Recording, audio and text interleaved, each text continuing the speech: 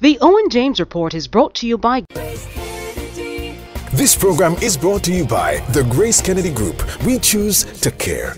Grace Kennedy Money Services has been here for you and your family, here and abroad, because we understand that you're receiving more than money.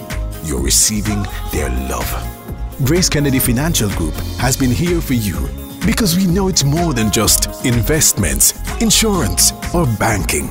It's about security and creating a path to realizing your dreams. For 90 years, honesty, integrity, and trust. The Grace Kennedy Group, we choose to care.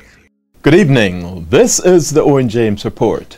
Business owners and accountants are being reminded about the crucial difference between a ministerial announcement and substantive enactment, especially as it relates to tax matters. The reminder comes from Senior Manager Assurance and Taxes at PricewaterhouseCoopers, Damian Dodd. Dodd was addressing Friday's seminar on the International Financial Reporting Standards in Kingston.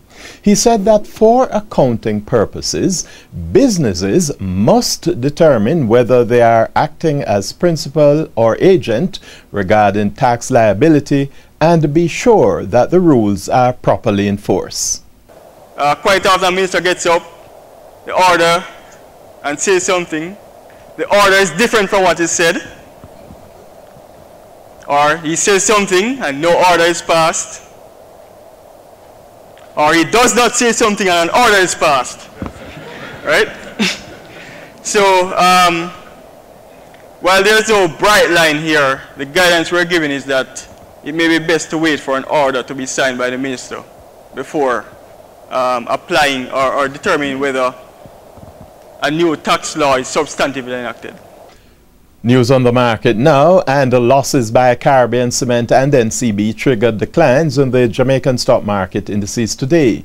The main JC index lost 205 points or 1/5%. 27 stocks traded, with 8 advancing, 8 declining, and 11 holding firm. The winners included Access Financial Services, Siboney Group up 12.5%, JMMB up 9.6%, LaSalle de Mercado, Lasco Financial Services, and Scotia Group Jamaica. The losers included Caribbean Cement down 10%, Jamaica Brawlers, Kingston Wharves, NCB, and Sagicor Life Jamaica.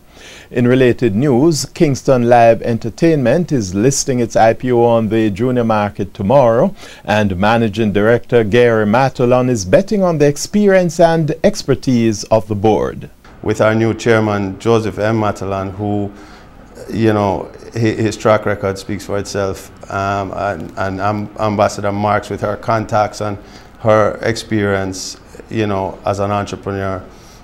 Patrick McDonough with his legal background, he's been our lawyer since inception. He formed the company 3.5 years ago. So we, you know, it's a very solid group, and it's in no small way the reason for where we are today. On the foreign exchange market, the benchmark American dollar gained 7 Jamaican cents to close at an average selling rate of $90.94. However, both the Canadian dollar and the British pound weakened against the local currency.